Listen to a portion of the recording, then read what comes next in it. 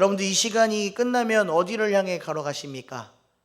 네, 집에 가시요. 맞습니다. 저도 이 시간 끝나면 오늘 또 우리 딸이 와가지고 딸과 우리 어머니 오셔서 함께 손잡고 집에 갈 건데요. 여러분들 혹시 집에 가는 길이 쉽습니까? 어렵습니까?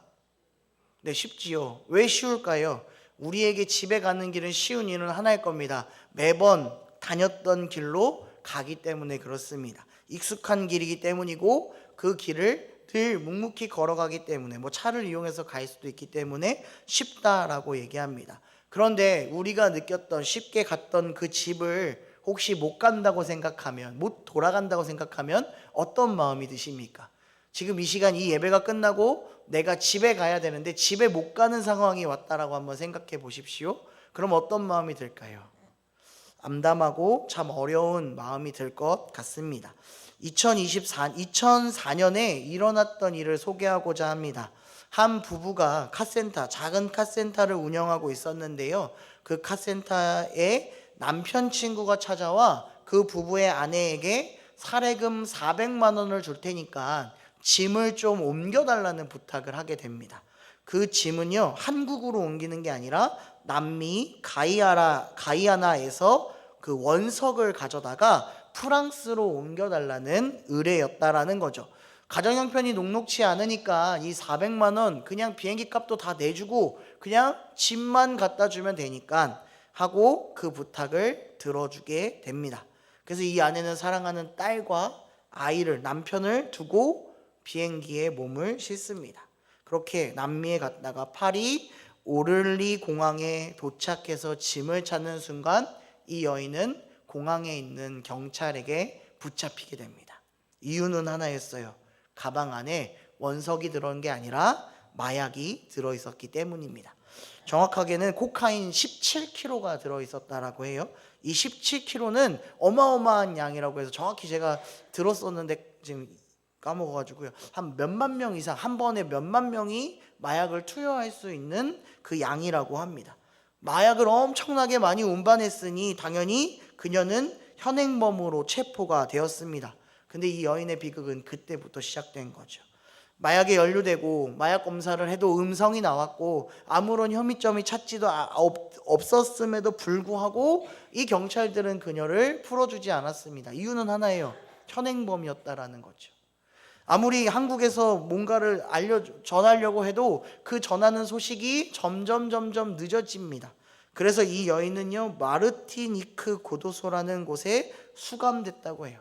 그가 매일같이 먹었던 것은 이거였어요. 블랙커피, 과자 한 조각, 요구르트. 먹을 것도 부실합니다. 그리고 또 그곳에 있는 사람들이 대부분 마약사범이나 경제사범이니까 어떻습니까? 질이 굉장히 안 좋은 사람들이 모여 있겠죠. 하루에도 수십 명씩 자살하는 사람도 늘어나고 자기의 삶을 포기하는 사람들이 많이 있다 보니 그녀의 눈도 그녀의 정신도 점점 흐려지게 되는 겁니다. 하다못해 이 여인도요, 이 여인도 사랑하는 딸과 남편을 만나고 싶지만 만날 수 없는 상황이 너무나도 힘들어서 자살 기도까지도 했다고 합니다. 그 가운데서도 이 여인에게 한 가지 소원이 있었어요. 그게 뭐냐면 집으로 돌아가는 거예요. 제발 한국에 있는 딸과 남편을 만나고자 하는 바람이 어느덧 2년이라는 시간이 지납니다. 그렇게 그녀는 재판을 받게 되고 결국 운반의 책임을 물어서 징역 1년형을 선고받게 돼요. 그러니까 재판을 일찍 하고 재판을 조금 더 빨리 받나고 뭔가를 빨리 해결했다면 이미 형벌은 다 받았다라는 거죠. 근데 그 2년이라는 시간이 지나고 나서도 그녀는 또 한 번 더 이 형 집행을 받게 됩니다. 그리고 긴 시간 동안 꿈꿔왔던 그 이후에 집으로 돌아왔다라는 거죠. 이건 실화거든요. 이 실화를 영화로 만든 영화도 있습니다. 한번 띄워주시겠어요? 그 영화가 바로 이 전도연 씨가 나왔던 영화 집으로 가는 길이라는 영화였습니다. 우리는 분명하게 잘 알고 있습니다. 우리 집으로 가는 길은 참 편하다, 쉽다, 어렵지 않다라고, 쉽게 돌아갈 수 있다라고 우리는 생각합니다. 하지만 처음 가는 길이나 방향을 잃었을 때는 우리가 가고자 하는 길은 어딘지 모른다라는 거죠. 어렵다라는 겁니다. 하나님께서도 말씀하십니다. 길 잃은 영혼들에게 한마디 하세요. 제발 나에게로 돌아오라고요. 그런데 그 길 잃은 영혼들은, 그 사람들은 하나님께 이렇게 외치죠. 가는 길을 모르겠어요. 어디로 가야 할지 모르겠어요 라고 얘기해요. 그런데 오늘 우리가 함께 읽은 이 사무엘상 7장의 말씀 속에서는 길 잃은 영혼들이 하나님께로 돌아갈 수 있는 방법에 대해서 분명하게 알려주고 있다는 것입니다. 오늘 이 말씀을 통하여서 우리를 이끄시고 도우시는 하나님의 손길을 모두 느끼시는 우리 성도님들이 되기를 소망합니다. 그리고 다시 한 번 더 주께로 돌아가는 그 온전한 길을, 돌아가는 그 길을 걸어가는 우리 성도님들과 제가 되기를 주님의 이름으로 축복합니다. 이 하나님께서는 이 백성들에게 가나안 땅을 선물로 주셨습니다. 그들은 가나안 땅에 들어가는 게 손쉬울 줄 알았던 것 같습니다. 애굽을 떠나면 바로 하나님이 지시한 땅에 들어갈 수 있을 것이고, 그 땅에서 우리가 노예 생활이 아닌 정말 잘 먹고 잘 사는 그러한 평화로운 삶을 살 수 있을 거라고 생각했을 것입니다. 그러나 그들의 첫 여정부터 쉽지 않았지요. 그들이 출발하고 나서 무엇이 맞닥뜨립니까? 홍해바다가 맞닥뜨리고 그 뒤는 애국 군대가 찾아옵니다. 어떻게 해서든지 건넜어요. 그러니까 물도 없고 식량도 없고 아말렉이 전쟁을 벌이고 시내산에 도착해서 그곳에 있었는데, 또 하나님은 떠나라에서 떠났는데 광야에서 38년을 방황합니다. 그리고 가나안 땅에 들어가려고 하는 순간 우리를 이끈 모세가 죽어버려요. 그러고 나서 모세의 수종인 여호수아가 일어나 그들을 이끕니다. 그리고 그냥 나아가서 그냥 들어가면 될 줄 알았는데 이제 정복해야 된다라고 얘기해요. 전쟁을 해야 된다라고 얘기합니다. 얼마나 어렵습니까? 힘든 상황 속에서 그들과 함께하는 분이 있었습니다. 바로 여호와 하나님이 계셨다라는 거죠. 그 전쟁의 주관자가 되어서 그들을 지켜주셨습니다. 어떻게 보면은 어렵다라고 생각했던 부분들이 하나하나 해결되는 부분들이 일어나고 말았습니다. 그리고 그들에게 하나님은 한 가지를 꼭 지키라라고 얘기했어요. 그건 뭐냐면, 여호와 하나님께서 지키라 했던 것은 가나안 땅에 있는 모든 것들을 진멸하라는 거죠. 가나안 땅, 어떤 땅입니까? 우상이 팽배했던 나라, 이방의 문화가 많이 가득했던 그곳을 연합해 살지 말고 분리하여서 너희가 거룩한 백성, 하나님의 백성인 것을 기억하여 그곳에서 온전히 거룩하게 살아라 라는 하나님의 뜻하심이었다라는 겁니다. 들어가서 그냥 내가 잘 지키면 되지라고 생각했던 이스라엘 백성들의 모습 가운데 하나님이 이미 아시고 너희가 연합할 거고 혼합하여서 더러워질 것을 이미 알았기 때문에 그 모든 것들을 없애라라고 얘기하셨다라는 겁니다. 그래서 가나안 땅 전복 전쟁의 수장이었던 여호수아도 죽기 전에 백성들에게 분명하게 얘기합니다. 여호수아 23장 6절 말씀을 보면 이렇게 얘기하죠. 그러므로 너희는 크게 힘써 모세의 율법책에 기록한 것을 다 지켜 행하라. 그것을 떠나 우로나 좌로나 치우치지 말라라고 분명하게 알려주고 있는 겁니다. 왜요? 하나님의 백성이니까. 그 더러운 것, 우리의 마음을 쥐잡아 흔드는 것들을 멀리 하라라는 거예요. 내 마음을 지키라라고 얘기하고 있는 겁니다. 그럴 때에 이 백성들 분명하게 고백합니다.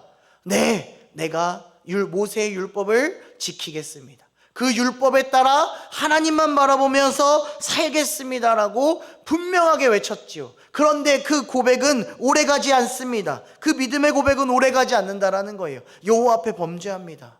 하나님이 아닌 두 가지의 마음을 품고 하나님 앞에 제사 드리고 또 우상신에게 가서 똑같은 제사를 드리게 되는 모습을 보여줍니다. 마음을 빼앗긴 거예요. 가나안 땅에서 분명히 진멸해야 하는 모든 것들을 타협하기 시작합니다. 그것들을 받아들이기 시작하고 함께하고자 합니다. 그러니 그들의 백성들이, 그 하나님의 백성들이 우상들에게 머리를 숙였고 점점 이들의 앞날은 어두워지기 시작하는 거죠. 어두운 시절이라 보여주는 사실의 근거가 무엇입니까? 제사장 엘리만 봐도 알지 않습니까? 한나가 간절히 하나님의 성전에 제사장 앞에 나와 기도하고 있는데 그 모습을 보고 엘리는 이렇게 얘기합니다. 술 취해서 말하지 말라고, 술 취하지 말라고. 제가 하나님 앞에 정말 마음을 다해서 간절히 기도하는 그 여인의 기도는 전혀 보이지 않고 분별하지 못하는 그 엘리의 모습 속에 그녀에게 술 취하지 말라라고 얘기합니다. 또 어떤 일이 있습니까? 하나님께서 사무엘을 부를 때에도 하나님의 음성인지를 깨닫지 못하는 엘리의 모습을 보여줍니다. 3번이나 보여준다라는 거예요. 그리고 블레셋과의 전쟁 가운데에 하나님이 주신 여호와께가 전쟁터로 나아갈 때도 말리지 않습니다. 하나님의 전쟁에 언약궤가 가면 하나님이 전쟁을 승리로 이끌어 주겠지라는 그 어리석은 그 장로들의 고백 가운데서도 아무런 제재도 없고 말도 없다라는 거예요. 그러니까 착각의 늪에 모두 빠져서 모든 것이 어두워지는 그 세상이 지금 도래하고 있었음을 보여주고 있다라는 겁니다. 이렇게 보니까 어떻습니까? 더 이상 이 이스라엘 백성들 하나님의 백성이라고 말하기가 너무 어렵지 않습니까? 전혀 찾아볼 수 없습니다. 그러니 이 백성들 어떻게 됩니까? 블레셋에게 전쟁에게도 패하고요, 하나님의 언약궤도 빼앗깁니다. 하나님의 언약궤가 어디까지 갑니까? 다곤의 우상 신상 앞까지 들어갑니다.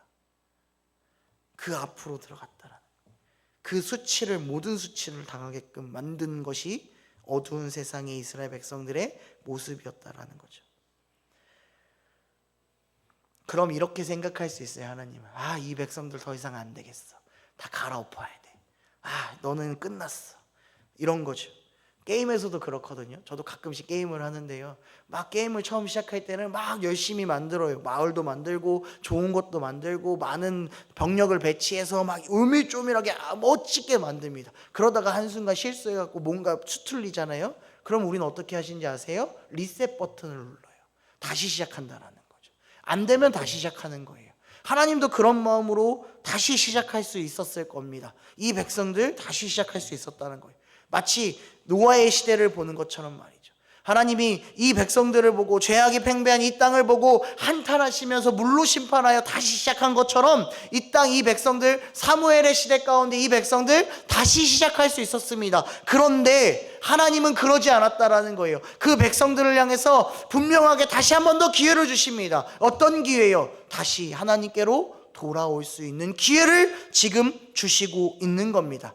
오늘 우리가 함께 읽은 이 사무엘상 7장 3절 말씀, 우리 한 번 더 같이 고백하기를 소망합니다. 우리 함께 같이 읽겠습니다. 사무엘이 이스라엘 온 족속에게 말하여 이르되,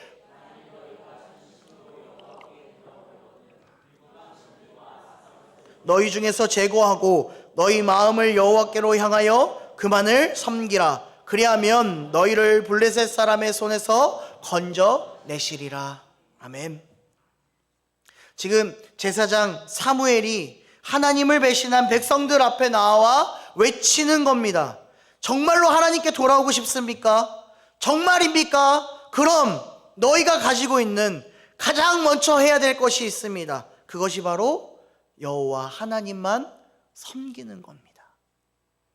하나님께 돌아오는 것은 그 여호와 하나님을 섬기는 것이라고 외치는 겁니다.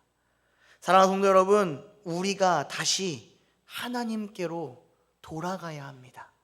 근데 그 돌아가야 할 방법이 하나라고 얘기합니다.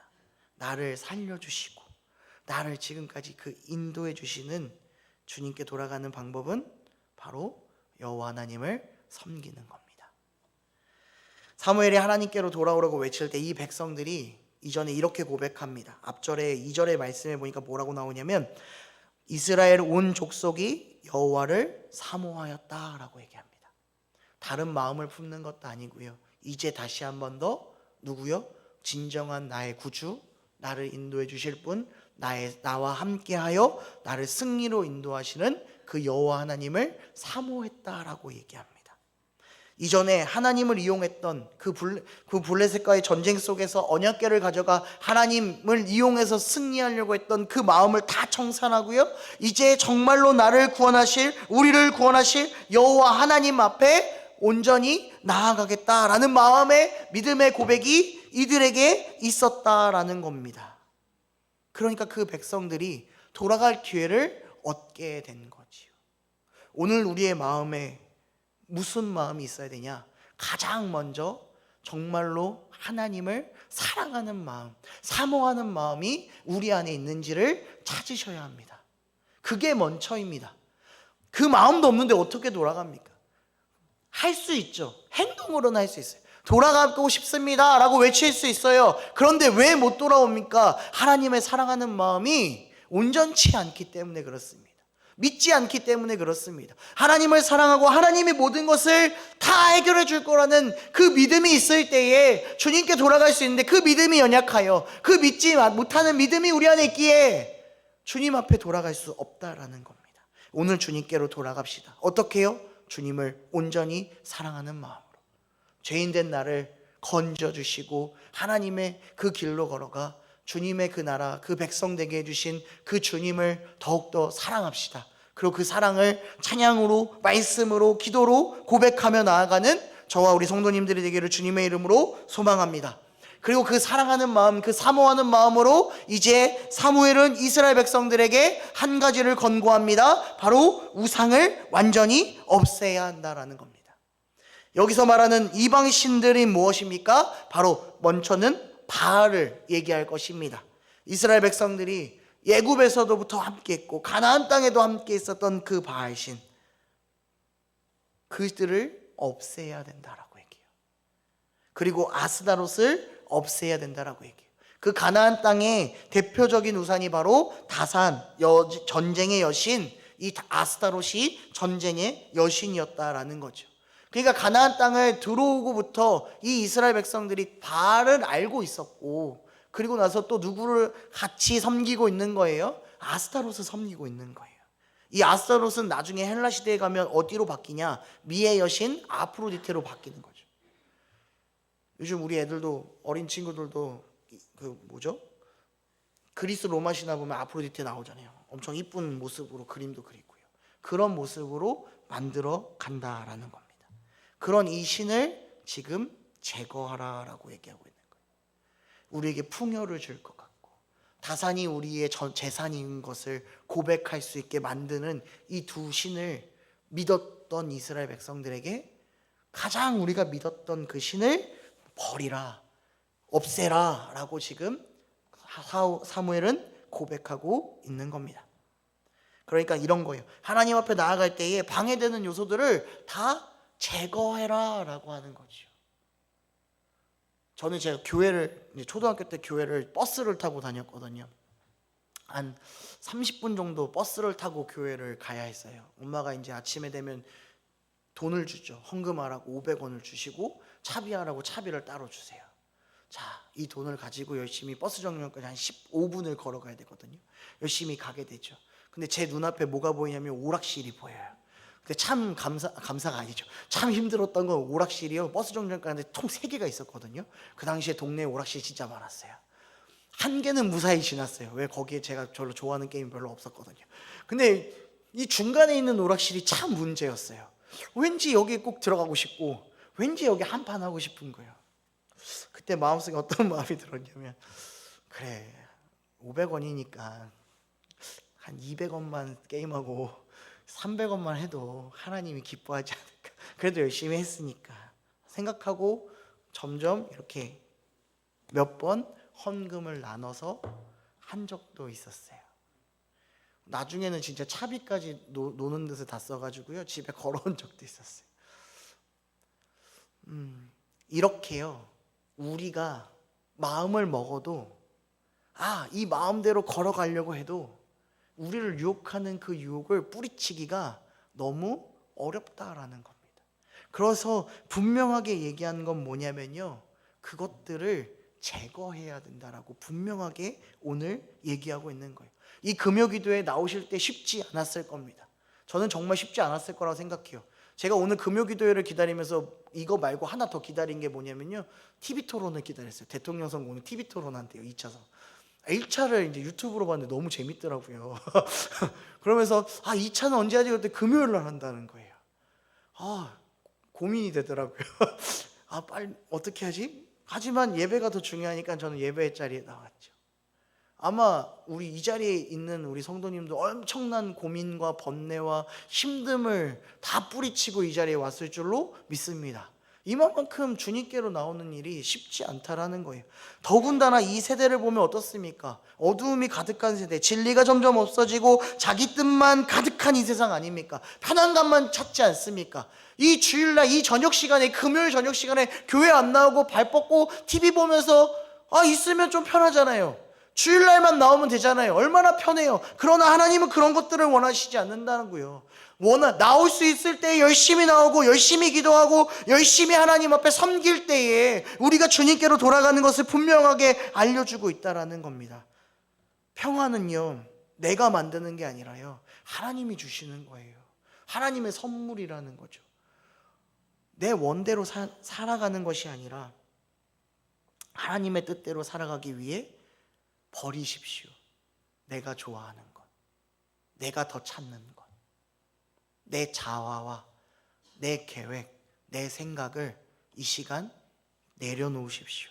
그럴 때에 주님께로 가는 길이 열릴 것입니다. 그리고 주님께로 돌아갈 수 있을 겁니다. 돌아가 주님 품 안에 안기게 될 것입니다. 그러기 위해서 우리가 하는 게 무엇입니까? 바로 회개 기도이죠. 내가 이때까지 지었던 모든 죄를 또 주님께 고백하고 주님 나를 인도해 달라고 고백하는 그 기도가 회개 기도일 것입니다. 근데 우리가 어디로 돌아가 있는지 확실히 알고 기도해야 합니다. 어디로 돌아가고 싶으십니까?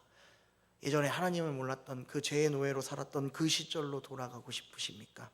아닙니다. 우리가 돌아가야 할 곳은 죄의 노예에서 하나님의 자녀로 돌아가는 겁니다. 단순히 잘못했습니다, 용서해 주십시오가 아니라 진짜 하나님 앞에 나와 하나님 나의 모습을 보시고 제발 이 부족한 영혼, 제발 이 거짓된 영혼을 용서해 달라고 오늘 구해야 합니다. 다른 것들이 자꾸 내 눈에 들어옵니다. 하나님이 아니라 자꾸 다른 것들이 마음에 들어옵니다. 하나님께로 나아가는 것 간다고 하지만 아무 마음 품지 않고 그냥 형식적으로 나갈 때도 있습니다. 주님, 그러한 마음들을 다 내려놓게 해달라고 오늘 고백해야 합니다.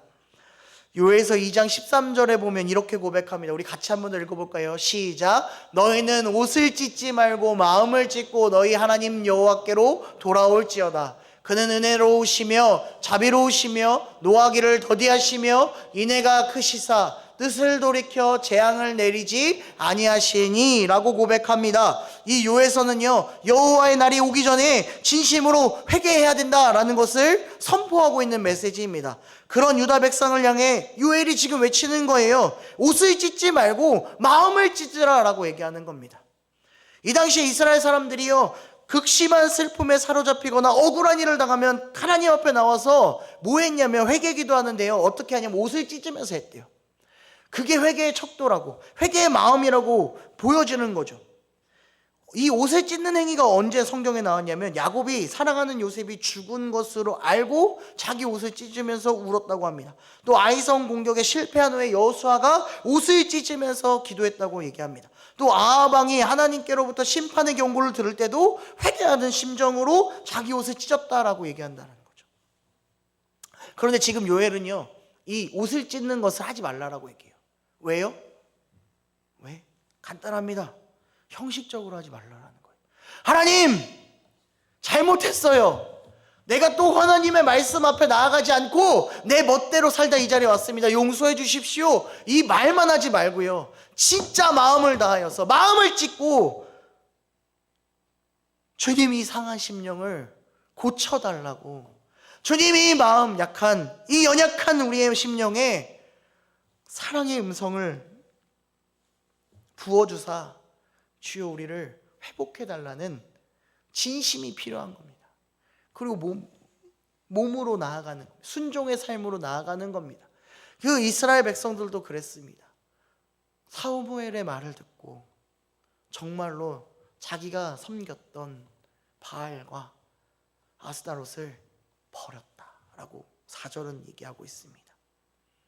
사랑하는 성도 여러분, 오늘 우리는 주님께로 돌아가야 합니다. 그냥 돌아가겠습니다가 아니라 정말로 이 무질서하고 이 어두운 이 세상 가운데 우리의 빛이 되신 그 주님께로 돌아가야 합니다. 옷을 찢는 것이 아닌 마음을 찢음으로 말미암아 고백하십시오. 주님, 이끌어 주십시오. 우리의 상한 마음을 고쳐 주시옵소서. 그럴 때에 에베네셀 하나님, 준비하신 하나님께서 우리를 바른 길로 돌려 놓으실 것입니다. 그 사실을 기억하며 오늘 간절히 함께 기도하기를 소망합니다.